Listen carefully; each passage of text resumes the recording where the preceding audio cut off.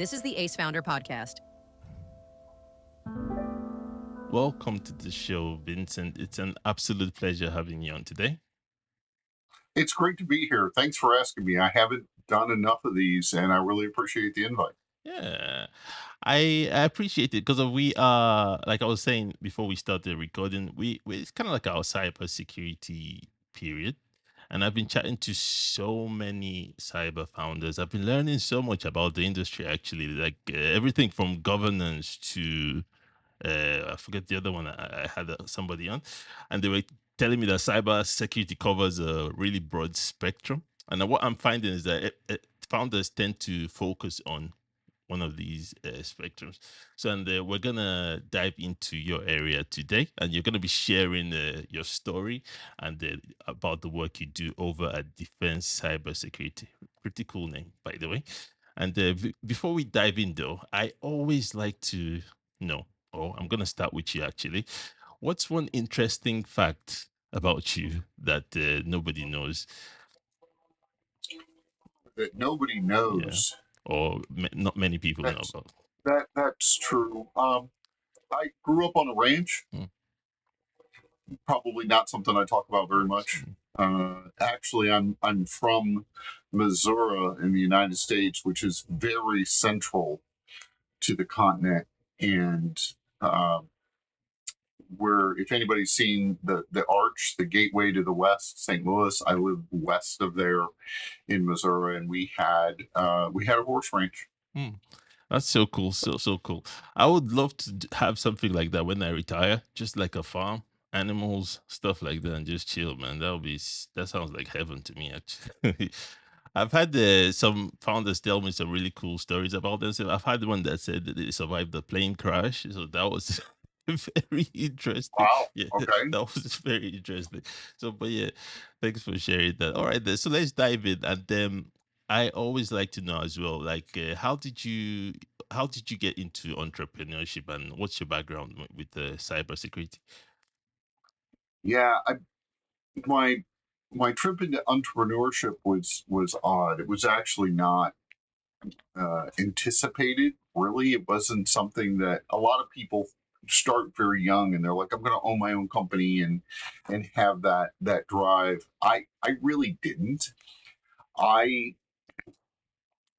came to the conclusion that the way for security and taking care of my family was not working for somebody else. It was going to be building my own thing and working for myself. And so I started to very deliberately move into that direction, gathering information, learning, reading books, etc. Before I started my first company. I'm actually on my fifth, sixth. Let's see. I mean, just in terms, straight up terms of companies started, probably seventh now. Of which this is the main, Defense Cybersecurity Group is the main one. It's the most successful. I've started a couple of not-for-profits. One of those was successful, and I've left it and turned it over to somebody else, and that's going forward. So those two are probably the main ones. But we've started a number of different businesses. We started a little property management business that my wife was running, that kind of stuff. So we've done a number of different things in the entrepreneurship space now. Really cool, really cool. And how did you get into cyber then? Is that your background? Are you a trained cybersecurity consultant, or? I am at this point, but really, I'm an early computer science graduate from the United States Naval Academy. I see. So that's the number one place, the primary place in which the United States gets their military officers. They have a series of military academies. They also do Reserve Officer Training Corps and a couple other things so that you can become an officer. So I went to one of the academies, the United States Naval Academy in Annapolis, and at the time, in the late 80s, computer science was just becoming a thing. And so I was one of the early computer science graduates from the Naval Academy. I went to sea in ships for 6 years. I was in combat operations in the first Gulf War, and then I came up for my shore duty, and I fell into the clutches of our national security agency, Mm, and then laterally transferred into the U.S. Navy's cryptologic community. So if you think the code breakers at Bletchley Park, the U.S. Navy, going all the way back to just after World War II, has kept a separate officer career field for cryptology. mm, And that is unlike the other services. It used to be that the other U.S. services had a separate career field for it. Um, the Royal Forces do not have a separate career field for it. The U.S. Navy does. mm, And so it's one of the last ones that really has a focus area in that at the officer level. And when I talk about that in terms of cybersecurity, people hear cryptology, they think encrypting information, protecting information.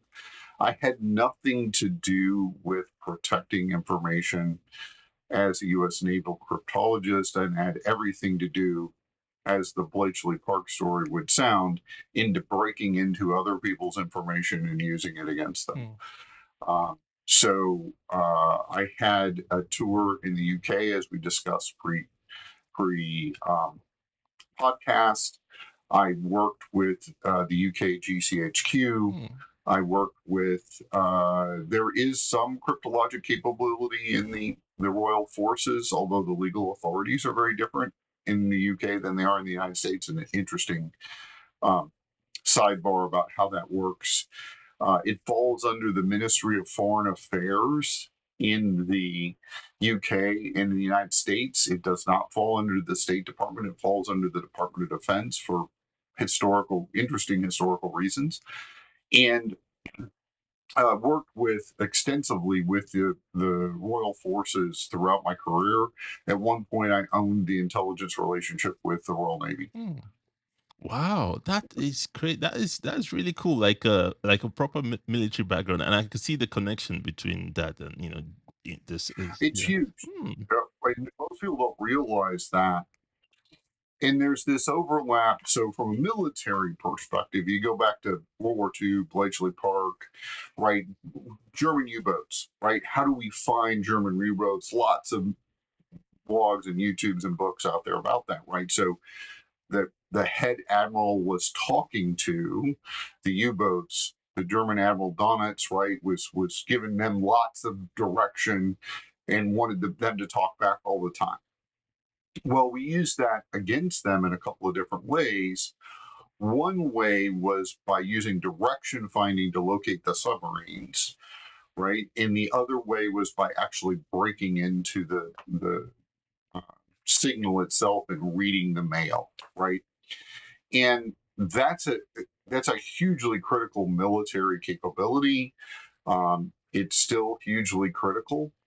And then in the modern context, though, we've layered cyber over what I would say over the top of that, right? So we think about this in terms of cyber, um, and there's a lot of breaking in and stealing information and that kind of stuff. There are certainly differences today, but there's a lot of relationship between that historical way in which we gained information superiority as a military force in what happens today.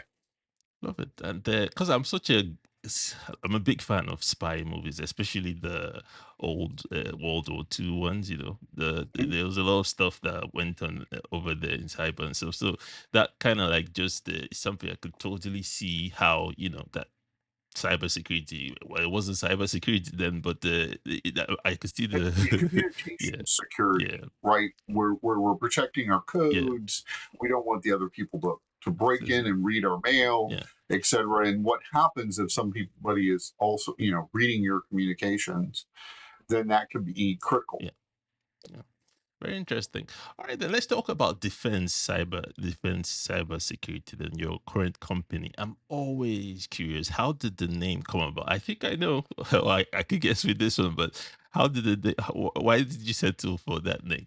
Yeah. Yeah. So at the end of World War II, when the U.S. internally was fighting over who's going to own this code breaking thing, and communications in the Navy wanted to own it, operations in the Navy wanted to own it, intelligence in the Navy wanted to own it. They developed a new command called the Naval Security Group, and it was a combination of them where the head of the Naval Security Group was the deputy head of intel, and then there was also a line to communications and operations out of the command. It was very much a political compromise on how do we handle this, but we need a capability for it. The radio message tag for that command was NavSec Group. Mm, So if you look at the URL for my website, it's now CyberSec Group, which is really a play on the Naval Security Group mm, command. So Defense Cybersecurity Group really is kind of a play on that Naval Security Group uh, name as well. mm. So cool, so cool. I love it. Coming from your background in a military background and World War II background as well. So very, very, very, very interesting. I'm not that old. I was not in World War II. Yeah, there's a lot of white here, but I'm not quite that old. Definitely not. Definitely, I don't think anybody's still around. That maybe there's some people that experience that are still around, but I don't think anybody's still. Not me. Yeah, No. awesome. All right, then. So for somebody that is not familiar with what you guys do, how would you explain what you guys do over at Defense Cybersecurity? So we are focused on helping companies meet their contractual requirements for cybersecurity in the defense industrial base. So if you build something or are on contract or subcontract to the Department of Defense, we help you meet your contractual obligations for cybersecurity. And there are a lot of contractual obligations now, or increasingly there are. Of course, we've seen, if you compare the Chinese latest fighter with the Joint Strike Fighter, or the Chinese helicopter with the Black Hawk, or go down the list of weapon systems, the Chinese UAV to the Predator, except they all look a lot alike. There's been a ton of industrial espionage Mm, going on, primarily from the Chinese, but also to a certain extent from the Russians, even the mm, Iranians. I've dealt with Iranian espionage operations after I retired. There's North Korea as well. So China, Russia, Iran, North Korea are the big ones. But there are also there are some other places as well. Primarily, the focus I think is China and Russia, who are really doing this at scale and using attacking defense companies in order to garner the technology behind U.S. Weapon systems so that they could use those against us. that's very, very interesting. A very, very interesting niche as well, and I could see how that is super important in that space. Very interesting. You must work with some really interesting companies. Then some companies that do some. Well, or some really boring companies sometimes too, Okay. right? I mean, there's it doesn't have to necessarily be Mm, exciting for us to need that requirement. So we have a company that we work with that does rolled aluminum. mm. Okay, does rolling aluminum sound super, Elon Musk ish? No. No, Yeah. but their rolled aluminum goes into some really interesting weapon Mm, systems, some of which are cutting edge and newsworthy, right? And so they have some requirement, they have things they need to do too mm, for that. So yeah, we do work with some very interesting companies that have some really interesting technologies that are super important to protect. We work with research and development universities, so universities that are doing R&D on behalf of the United States government also have these obligations. And so that is a place where we do a lot of work as well, helping them meet those requirements inside the university research environment, which is very challenging for a number of different reasons, none of them technical. So there's just a lot of different kinds of companies we work with. Our largest client is $25 billion a year, and our smallest client is less than 10 people. That's crazy. That's really cool. As you're talking, I'm wondering because I've never thought about this. Like for you to, or for the U.S. Military to give you a contract, obviously you need to meet some specification or some criteria. Do they certify you, and then all contractors come or to work with? Let's just say they certify work with these guys only, or do you work with them too? How does that work? Yeah. So traditionally, meaning over the last 10 or 15 years, the government had a contract clause, 252, 204, 7012, that was stuck in the back of your contract. And technically, that meant you're supposed to do all the cybersecurity stuff. So they stuck it in the contract, and then nobody said anything about it. Nobody asked about it. It was assumed that you were meeting those contract clauses, and there's a bunch of others. Think it's buried in with 100 other contract clauses that are stuck in your contract. You're assumed to have to meet all these if you sign the contract. Nobody was doing it. It just wasn't happening, right? So the DOW said we need to check people's homework. We need to come up with a process by which we're going to audit against this. They have instigated a two-part system. There are government auditors and there are commercial auditors, commercial companies that have been certified to audit for this criteria against their standard framework. And my company is not an audit company, although we thought about it. I am one of the 500 lead auditors personally in the country. I also am one of the 30 certified instructors for auditing in the country. I do some auditing as a subcontractor to other qualified audit companies, but most of what we focus on is helping companies get ready for those audits. I see. Makes sense. Makes sense. So it's gotten real for them. Okay, the DOW's or DOD is going to come check my homework now. Well, we really got to put this in place. I need somebody to help me do that to make sure that I don't fail the audit and lose my DOD contracts. Is kind of the vision. And we do that in two ways. We do it as consultants, and then we also have a compliant IT practice in which we can provide compliant IT services to help you meet those requirements as well. I see. That makes sense. That is actually scary where they weren't doing this, the cybersecurity stuff before. Right. I know it just wasn't really happening. And if you take a look at it through the lens of, hey, this was just another contract clause buried amongst other contract clauses that no one asked about or emphasized or had any, it was just, well, it's your legal obligation to do this.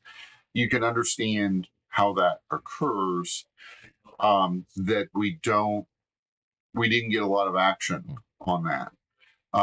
The Department of Defense Interior, the long-term Department of Defense employees are very angry with the defense industrial base.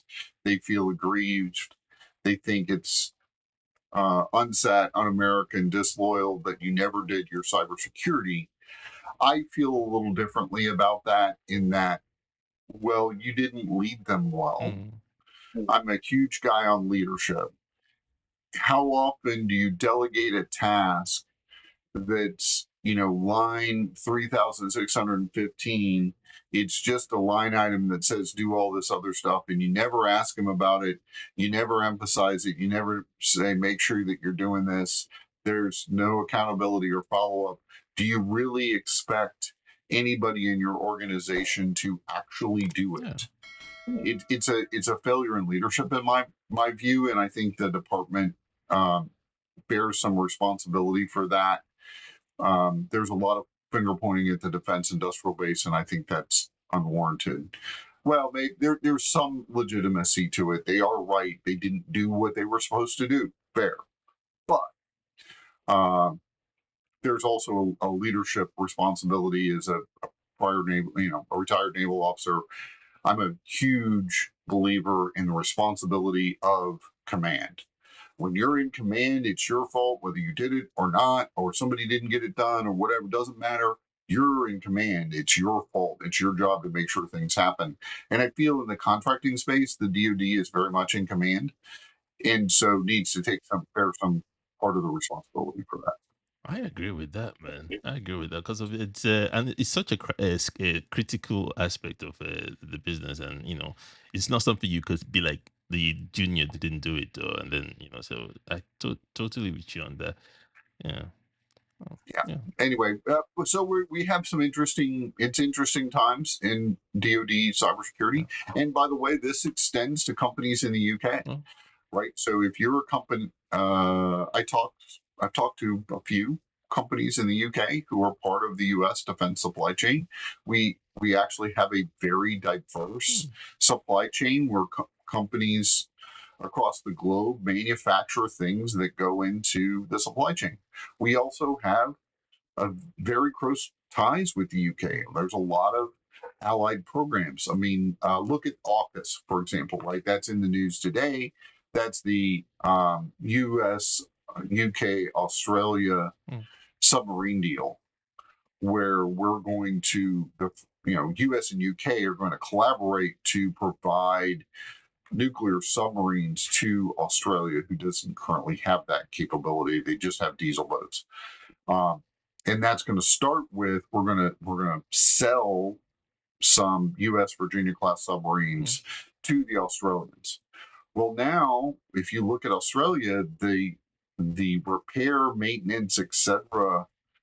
portion of that needs to be built in Australia will also have to meet the cybersecurity requirements, because that relates to the U.S. submarine fleet, and they're going to have to meet the requirements just like the U.S. Contractors in that space are going to have to meet those requirements. So I've actually had a lot more conversations with companies in Australia than in the UK, but um, it's just an example of the global nature of the supply chain. We certainly, no country, well, maybe there is some, but for the most part, we all interchange parts, right? We get something from somebody else. We bought other weapon systems from other countries. They buy ours. We make a part of theirs. They make a part of ours, etc. There's a lot of interplay between that, and sorting out how we do cybersecurity across that space is very complex. imagine such a complex deal like that. All the stakeholders and everything involved. So I can imagine that must be something, man. Interesting. And how big is your team at the moment? Sounds like you guys. We're 15 today, Yeah. Okay. Oh, only. so Okay. we're pretty small, but we're growing. Okay. We have a lot of. I've been pushing growth as hard as I can. We were 6 years old in April, so we're kind of beyond the new start Crazy. days. But we have much more recently. We added the IT Okay. services piece. Essentially, we had customers saying, "Vince, stop trying to train us to do this and just do this for us." So we sort of stood up a capability to do that, where we're actually doing the IT service as opposed to advising somebody else on how they should do that work. Um, and there's a lot of opportunity in that. We are doing a number of cool, innovative things on that side of the house. We have established our own AI internal to our company, the Enhanced Cyber Neural Engine, or ECNA, the Irish goddess of wisdom. ECNA is becoming more embedded in our operations as we go along, and we're looking to potentially productize ECNA for our clients so that we've really focused on training her on the compliance side and how to understand it. From regular commercial AI, a lot of people get wrong answers. In fact, I was using ChatGPT last night. I asked it a question. A lot of times I use it for specific technical capabilities, like can this tool do this thing? Because I don't know them all, right? And somebody tells me something that doesn't sound right, and I'll go check that. Well, ChatGPT gave me an answer and said, yeah, because I asked a lot of questions about the cybersecurity maturity model certification, which is this framework, CMMC. It said, well, this would be okay for CMMC. And I'm like, no, actually it's not. And here are the reasons why. And we did a cross reference and said, here's right here in the regulations is where it says that's not okay. And ChatGPT was like, oh, I'll answer better next time. Right. Yeah.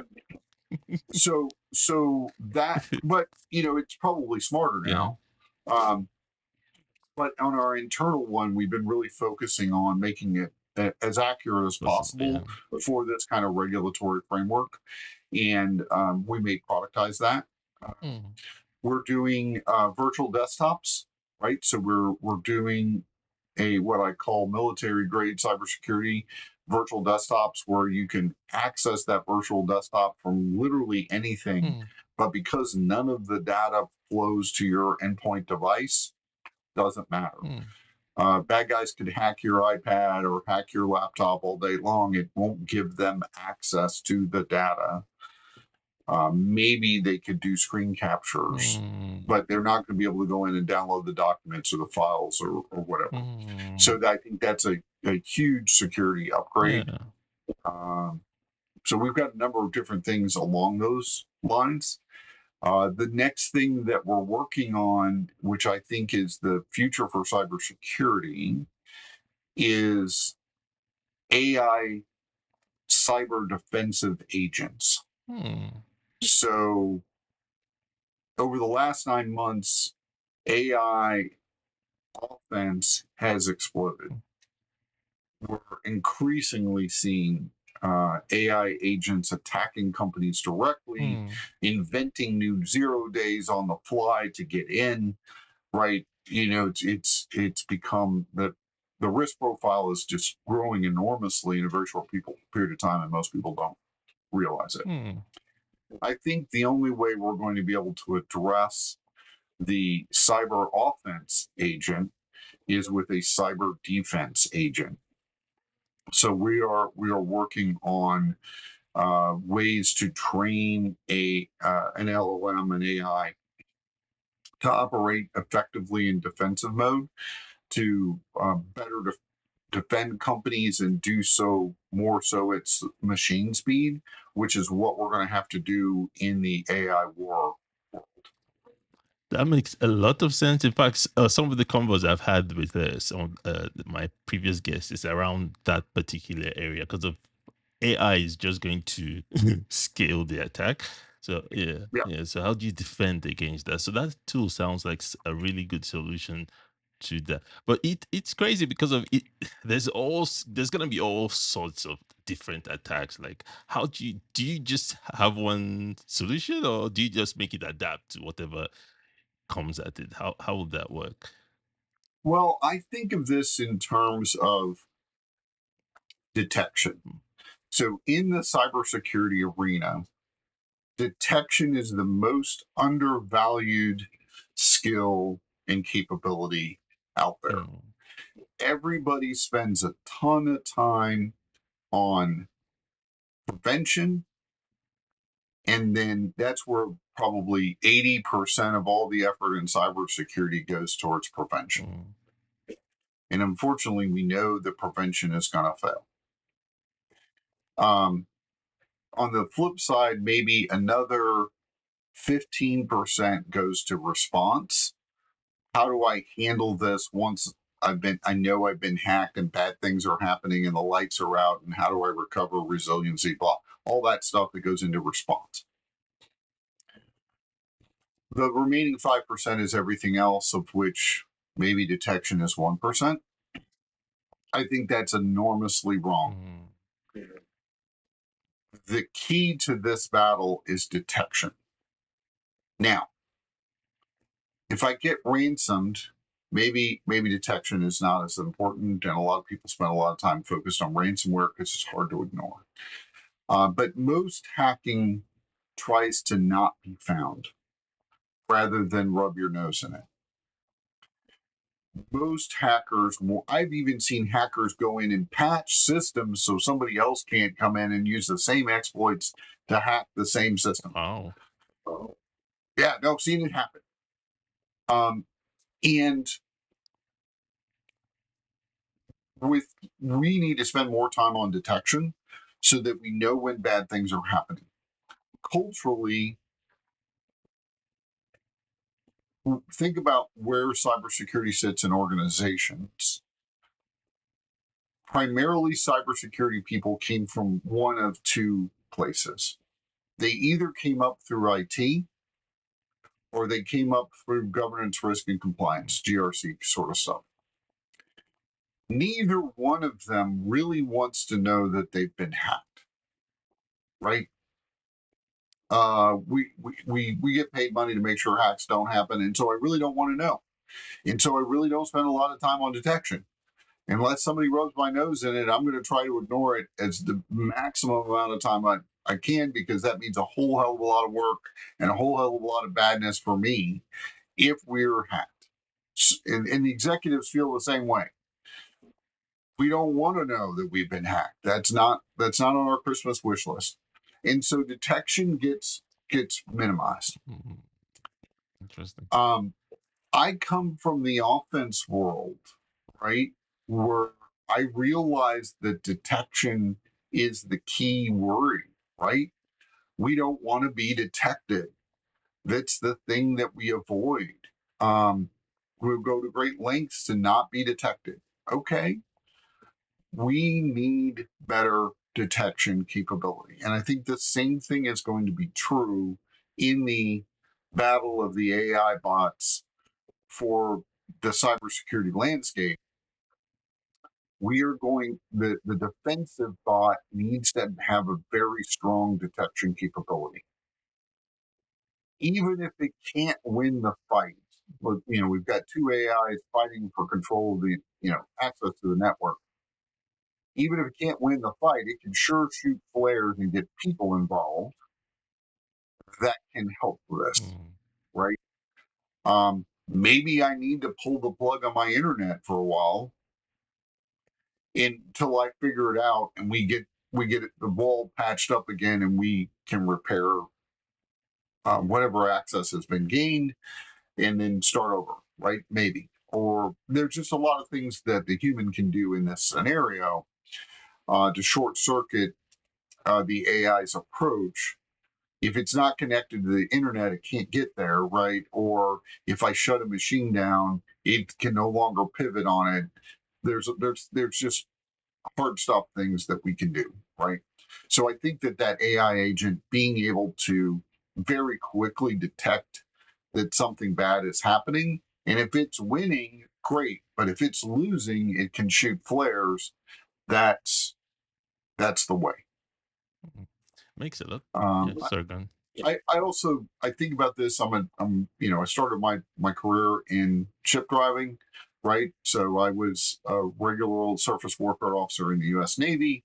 I was on a frigate in the first Gulf War, and one of the concepts that the US Navy and world navies have today is the Combat Information Center. So this again came out of the end of World War II. We moved the captain from the bridge of the ship to the Combat Information Center where all the information comes together. And you got the radar screens and the plots and the navigation and all the stuff that says what's going on around me as a ship, and perhaps your submarine detection capabilities, your sonar is out there doing its thing, etc. You coordinate all that in the CIC. All too often, I see the cybersecurity tools and capabilities being those things. I've got my sonar, I've got my radar, I've got my close-in weapon systems. I've got my missile systems. I got all that. We buy all that kit, and then nobody's manning the combat information center. We didn't hire anybody to sit in there and look at what the radar returns are and say, maybe that's a missile. I see that all the time. We spent money on the kit in these companies, and we did not adequately fund the people that we need to make that kit actually defend our organization. We don't treat it as an operation. We treat it as, I bought the kit and I'm good. That's like the ship sitting at the pier. It's not with all the sailors on liberty. It's not defending anything in that configuration. So yeah, that we got to treat this like an operation, and we got to focus on detection first, because I cannot respond to what I do not detect. That's such a good point, and you may even enough attention, but you make such a good point. Everybody's trying to protect their cash, or their job basically. So Yeah, makes sense. all that prevention Yeah. stuff, right? And prevention is good, and we want to do prevention things. I just think, as an industry broadly, Mm, we over focus on mm, prevention, and we under focus on detection and response and the operational aspects of, I have to be doing a cybersecurity operation in order to actively defend my network, because the bad guys are doing an operation and they're actively attacking your network every day. So you've got to be actively defending it. It's not a static thing. It's not something I have. It's not about a tool that I bought. It's about, how do we use those tools to appropriately conduct cyber defensive operations. makes sense. I want to talk a little bit about getting customers, because your industry, as difficult as industries get, I think your niche is going to be even more difficult. So I'm thinking, how did you get your first 10 clients, or how did that come about? Was there any secret sauce? Yeah, so my hard work, Can imagine. really. I'm not naturally a sales and marketing person. That's not my background, right? I'm here to help find the bad guys. That doesn't lend itself to marketing and sales. Um, but really, we took a couple of decisions early in the company. We one decided that we were going to uh, build on my personal experience and build my brand around all the stuff that I had done. Okay. That was one. And two, we decided that we were going to use LinkedIn to do it. Mm, So we went in heavily into LinkedIn as a social media platform, to push content and begin interacting with people. And I would argue that that mm, worked. It was a mechanism. We didn't do Twitter, we didn't do X, we didn't do Facebook. I I decided that I thought that the professional community that I wanted to reach was primarily in LinkedIn, and that was the way to go. And I think we utilized that quite successfully to be able to connect with people. And those people connections are critical, not just for a sale, but for, I think about it as planting seeds. mm. You talk to a person, and maybe 2 years later they come back to you and say, hey, now I think I really need help. So as a startup, that's a struggle, because it takes a long time for those seeds to grow and start cash flow in your company, right? But that was our approach, and uh, talking to people, going to conferences, we did that. But I think LinkedIn was really the key that we utilized successfully to start to get those first 10 customers. I love that, because I'm a big fan of LinkedIn, and a lot of founders still don't get the power of it. But this is a classic example of a great way to use it. Like, Yeah, yeah, and it's not even a direct sales channel per exactly. Yeah. se. It's also about all those people that that you're connected to. that you can send a note to in a professional way, not a Facebook way. This is not posting about, look at me, I'm at the beach today, isn't it wonderful? I took the wife to Key West, yay. No, this is, we're talking about business here. Um, but say we did a number of early clients. We were a subcontractor, right? So we established the brand. Vince knows what he's talking about. I engage in the community, and then somebody says, "Hey, I've got a bigger project. Vince, could you subcontract to me on this?" Mm. Right? Those. So there was a number of opportunities like that. So I thought that was well played. We've done well. I'd like to do more. Like you would notice that we haven't done much video content in the last few years. Well, honestly, it's because we don't have time. We've I said we're up to 15 people, but we're still um, I'm still working. I think a lot of founders see this where you do some advertising and marketing and you get more clients, and then you're delivering to those clients and you have less time for advertising and marketing and sales. So you end up with a sine wave that's very typical until you can afford some dedicated sales capability. Right when it's all me and I'm delivering and selling, well then you end up with a sine wave. It just is what it is. um, we're sort of getting to the point now where we're getting some more dedicated sales capability to help us push that in a more normal method so that I don't have to do that work too. Because developing more LinkedIn content falls behind delivering to signed clients, right? It's just that's the priority that every entrepreneur is going to go through. Yeah, no, we're that this makes me money, and that might make me money. Okay, we're going to go over here, and we're going to do the thing that's making me money today. Um, You have a way of putting it so simply, like it's like your choices are the one that could make you money or the one that makes you money now. So yeah, you're spoiled about that. right, that's what you're going to do, That's what right? you're gonna do.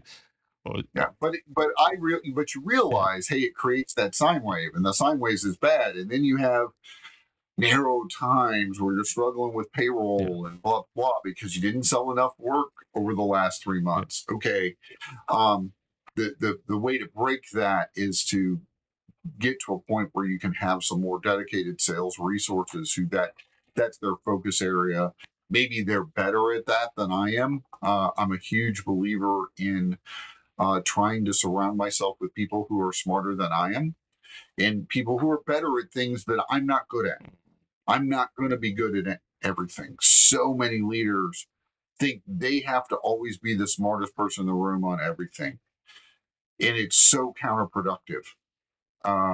The way to win is I want to surround myself with individuals who are the smartest people in the room in their area because not everybody is smart in everything. So if I can get a really good, really smart sales guy that can help me that I can afford, great. Or if I can get somebody who's smarter about the regulation and the legal aspects of it than I am, great. Right. So that I can push those things off my plate um, and not have to and do more building the organization, making the organization run better. That's the way to go. Too many leaders, particularly entrepreneurs, think they need to be the smartest guy in the room on everything all the time, and it really. I read a book years ago called The Leadership Lid. It really creates a leadership lid. An organization will rise to the leadership level of the leader. Uh, And so if your organization isn't advancing, look to your own self. It's a leadership led issue. Hmm, very interesting. I'm gonna leave that in the show notes of this episode for anyone that wants to check it out. It sounds like a really cool book as well. Should I start asking my guests for some resources? Actually, So book recommendations. yeah, Well, you can see just barely the edge of my yeah, bookshelves. I have plenty. actually 360-degree bookshelves, floor to ceiling in this room, minus the door. You can't go wrong by reading books, but like even though now it seems like a dying art because of the whole digital thing, but there's still some really good books out there. So Oh, for there's sure. some. All right then. Building a business, I don't need to tell you, it is stressful, and you're gonna run into challenges and wins. I always like to talk about some of the challenges. What would you say has been your biggest challenge that you've actually overcome?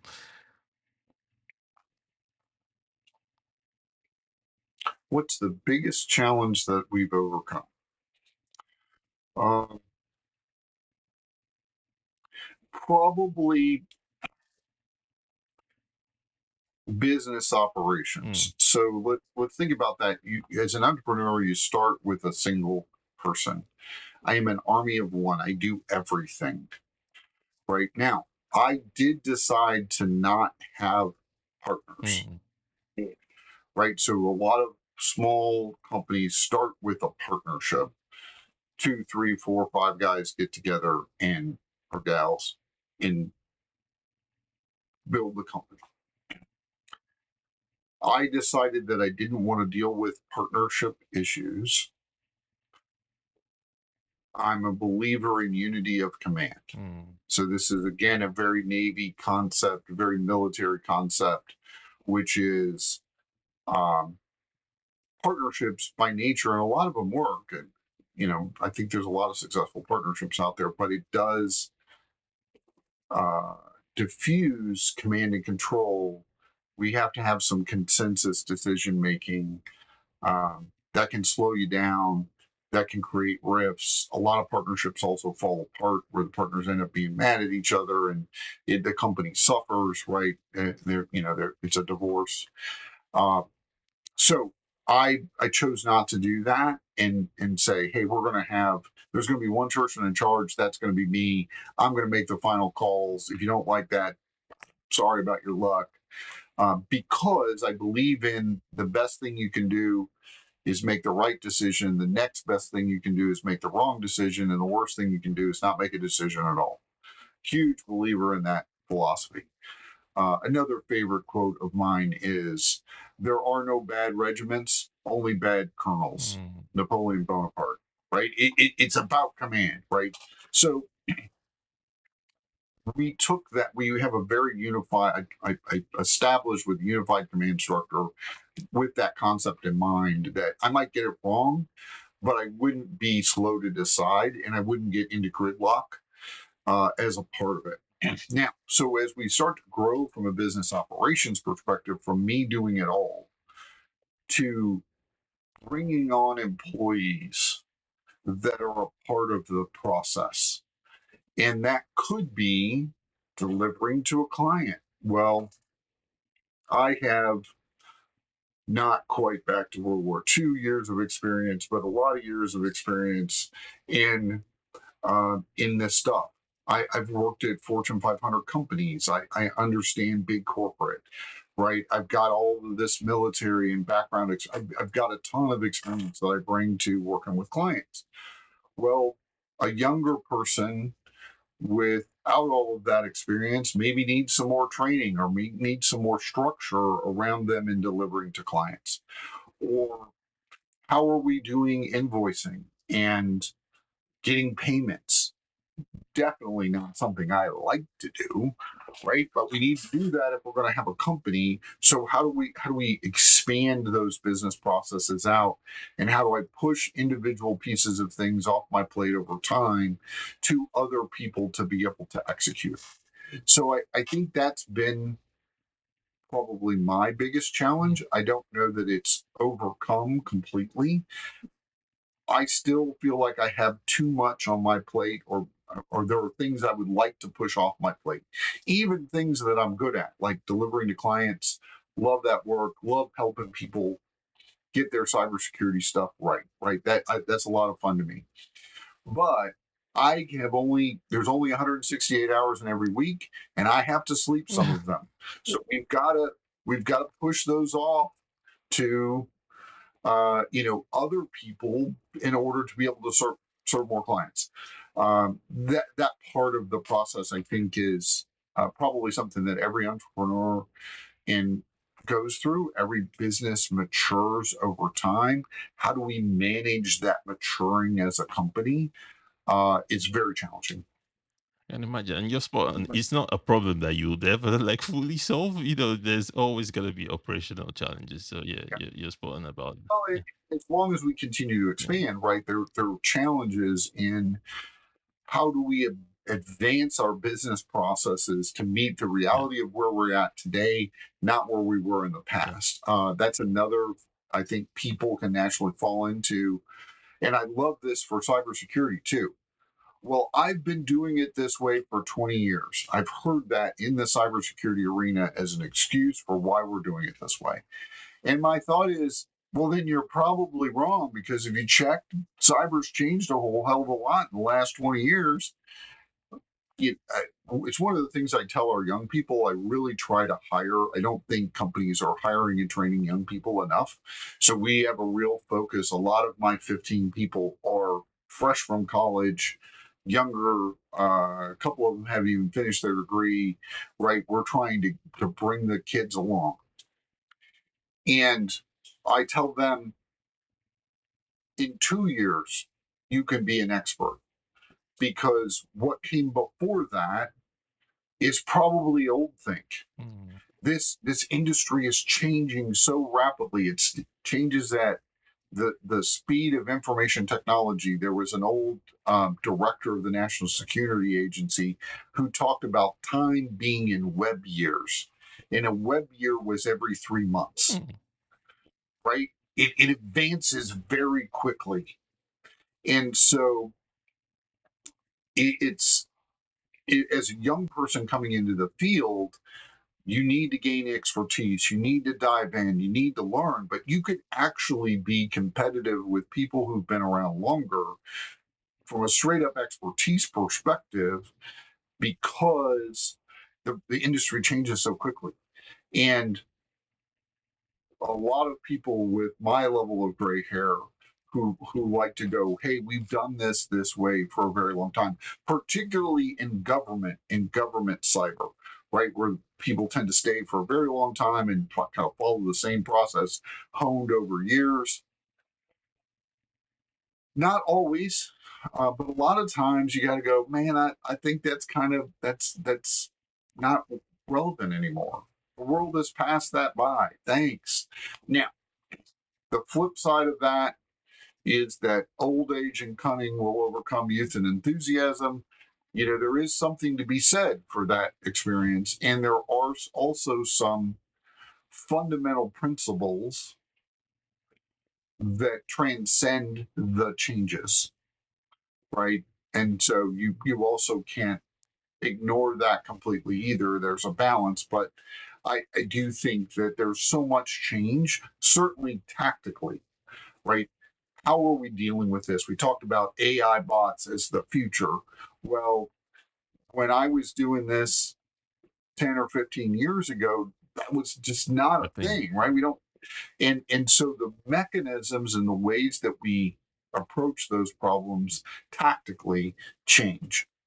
One thing that doesn't change is people and how people interact and the way people deal with things. We're very stable in the same sorts of people interactions, problems, challenges, way people look at things that can transcend. And then the closer you get to strategy, like detection would be something that I would say at a strategic level, how detection is a problem is it transcends the web years issue. Tactically, how we do detection changes every couple of years. They're getting massive changes in what the way we need to think about that problem tactically. you're spot on. You're spot on. Like it's something that is you're always gonna have to keep adapting to and improving, and it's like an unending journey, I guess you could describe it. But yeah, that makes sense. And okay, awesome. Let's talk about on the more positive side then. What would you say has been your biggest win since starting the business? Healthcare for my employees. Hmm. Oh wow. Hmm. Yeah, it's not about money I bring in or the biggest client we signed. It's about taking care of my people. Hmm. I like that. I like that. I've never had somebody say that before, but that has to feel good that you could actually offer your employees this, especially with America. Everybody's familiar with America's health system, so it's like that must be something that's You know, right? So there's good and bad in yeah. that, but yeah, I very much want to build this company to take care of my family, to take care of the employees of our company, and to take care of our customers, kind of in that order, right? And so taking care of the people that work for DCG is super important to me. And in fact, in some ways, that's the why. What's the reason to do this? Mm, It's not to make a ton of money for Vince.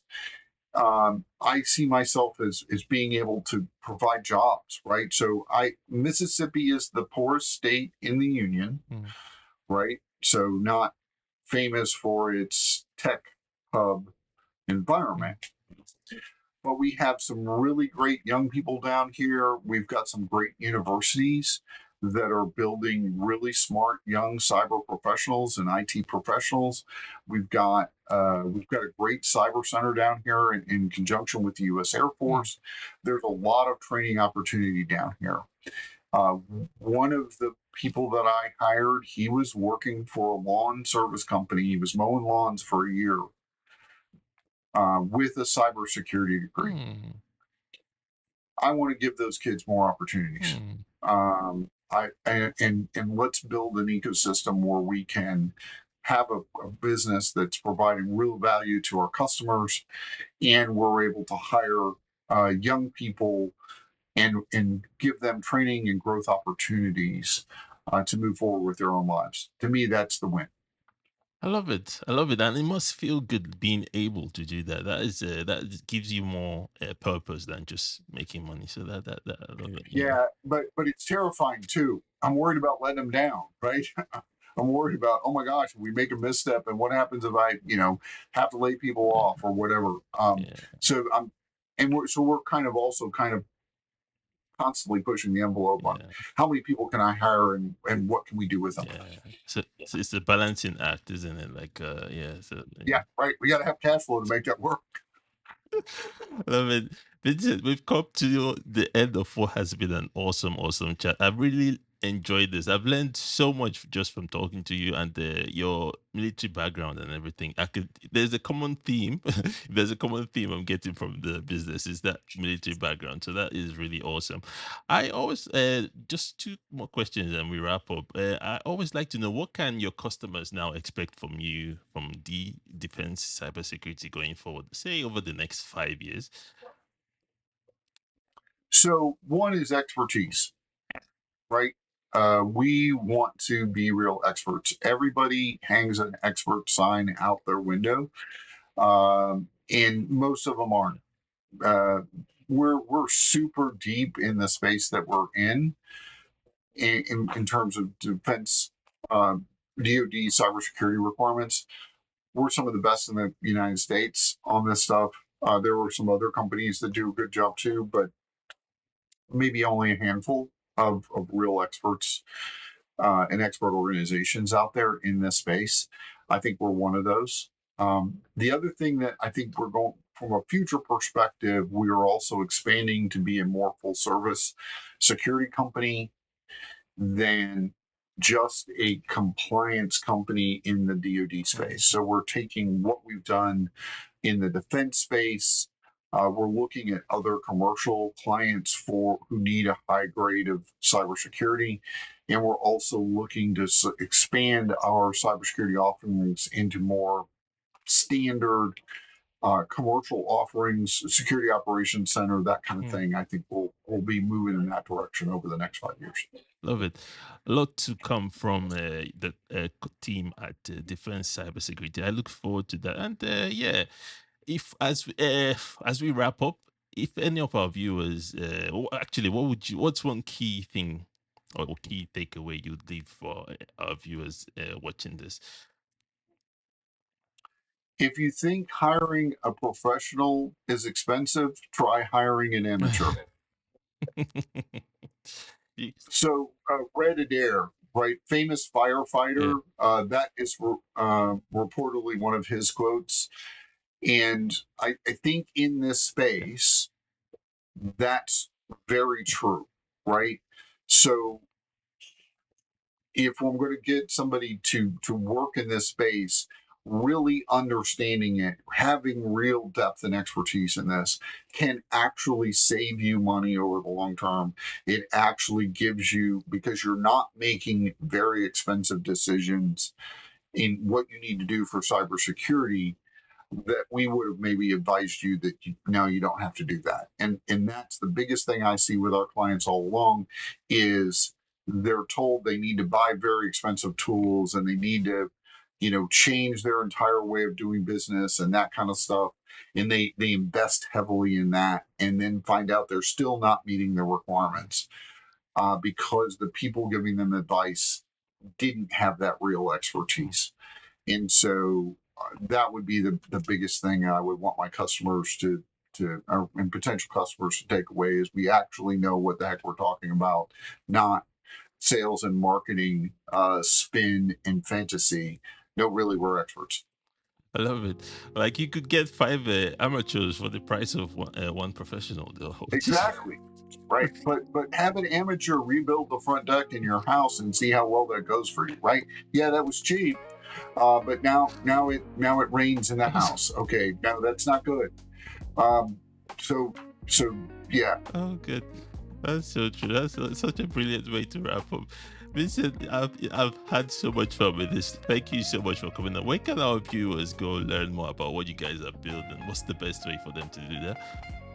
Yeah, our website is probably the best place, www.secgru.com. And you can also find me on LinkedIn, Vincent Scott, Cybersecurity, and I'll pop right up. Love it. And we're going to leave all the links right under this video so you could check them out. Once again, Vincent, thank you so much for coming on. It's been an absolute blast. Thanks, Abby. Thanks for having me.